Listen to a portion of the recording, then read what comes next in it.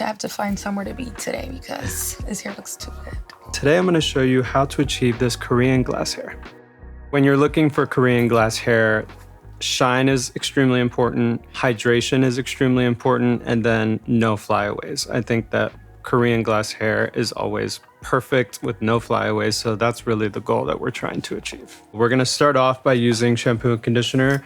This is one of the most iconic shampoos and conditioners out there. It's by Dr. Groot. It's really great for maintaining hair strength, and so we're gonna start off with that. As you can see, Lizette has been shampooed and conditioned. Now we're gonna go in with the Anove detangling heat protectant spray. So this I'm applying on the mid-lengths and ends, and you can use a pretty generous amount. And you want to use this before any sort of brushing or detangling, and this will help you to brush through the hair a lot more easily and not cause any breakage. It smells really good. It does smell good.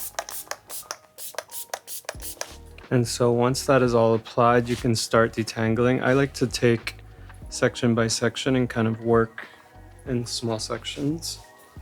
And always start at your ends and work your way towards the top.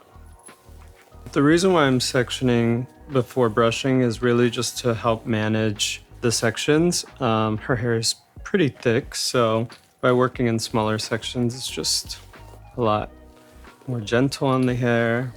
As far as how much detangling spray to use, you can just kind of gauge.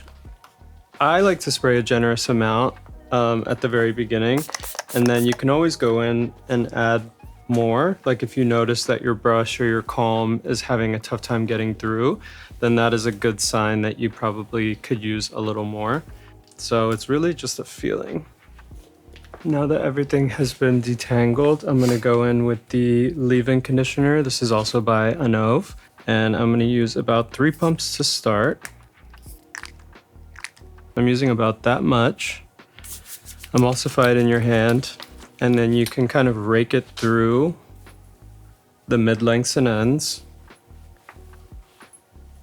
And then whatever is left over, I like to just hit on the ends of the front parts. And these front bits tend to be a little drier just because they're the most styled. So that's why I go up a little higher around the face. So I did about 3 pumps for one side of the head because of her hair is pretty thick. So I'm going to take 3 more pumps. And then I'm going to repeat the same thing on the other side. And again, I'm just raking through the hair. And everything is in a downward detangling motion, just so you're not reversing the detangling that you've already done. And then with whatever's left over, I'm going to just hit the front piece. Most product really only needs to be applied on the mid-lengths and ends because your scalp is in charge of distributing its own natural oils to the top portion. So a lot of products are just not necessary to be applied in this region. Last, before I get into styling, I'm just gonna perfect this part a little bit. How do you typically part your hair? Right in the middle, please. You got it.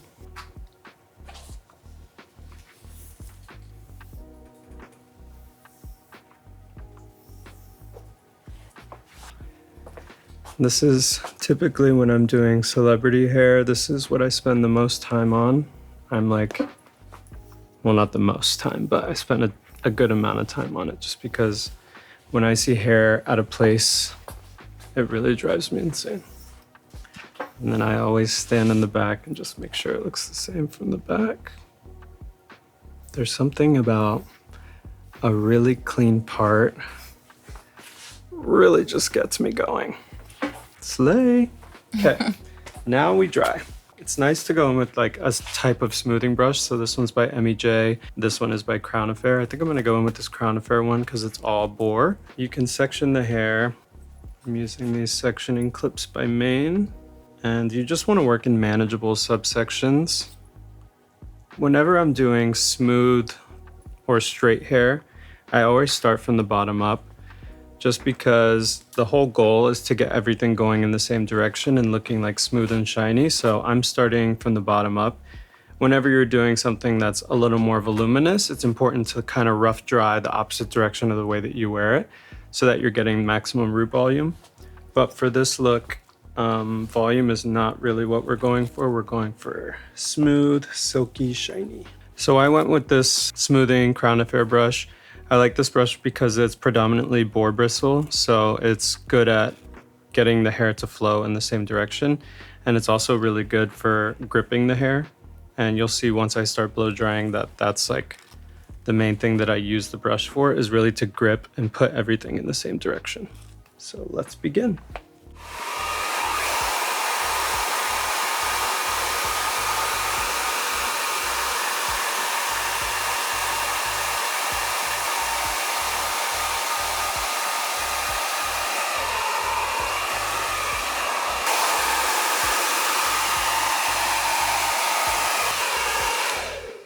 I'm gonna run your hands through that and just tell me how it feels. Oh, super smooth and very soft. Silky, eh? Love it. As you could see with this one section complete, I was holding it down with tension and then coming from above to create this directional hair, everything going down in the same direction. And that's what prevents frizz, flyaways. As you can see, there's no frizz, no flyaways. And then towards the very end, I'm flipping the brush and doing the same thing, but pointing the hair in the same direction to allow the same thing to happen. And then the result is you get this very frizz-free, smooth, shiny, glass-like hair. So pretty, right? I love it, yes. Let's carry on. Okay, so I've dropped the next subsection, and as it starts to get wide, you just want to work in sections that you can control. So I like to look at the width of the brush and kind of use a section that is about that size so that you're not getting overwhelmed with hair.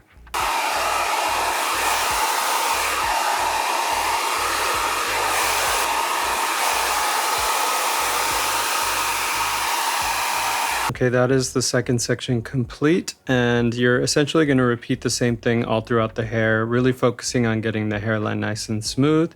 And so, as you can see, we have fully blow dried her hair, and now we're going to do a few finishing touches to really get that Korean glass hair.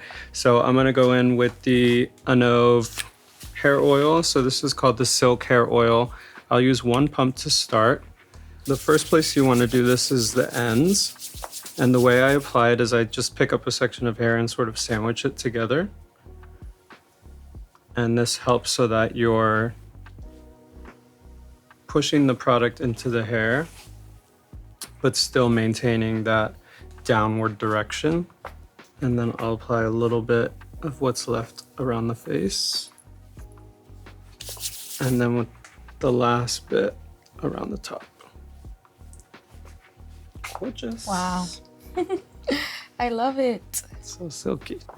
I love it. It does not feel heavy at all, which is crazy because when you see like a leave-in type of creamy formula, you automatically assume it's going to make your hair heavy, and it does not feel heavy at all. That's what we want. Mira eso.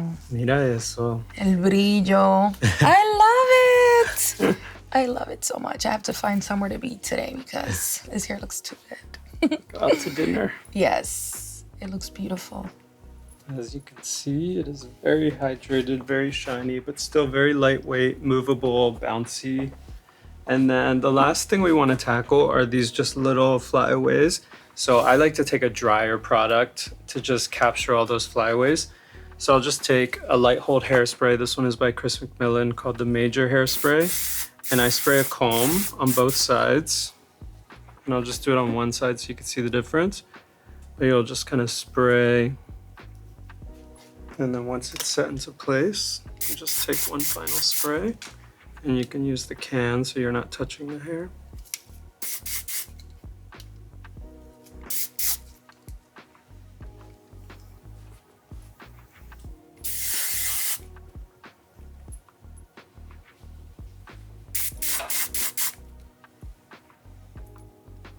Now you have your Korean glass hair. Gorgeous. We love. Yes, we do. So just to recap, if you're looking to get this Korean glass hair at home, I first went in with the Dr. Groot shampoo and conditioner. This is a great shampoo and conditioner for all hair types. And then to style, we went in with the Anov detangling spray to start, then the leave-in conditioner, and then finished up with the oil. Korean glass hair is this luscious hair that has high shine. It's nice and smooth, it's vibrant, but it feels lightweight and to the touch. This is a great hairstyle for anyone who loves shiny, healthy hair.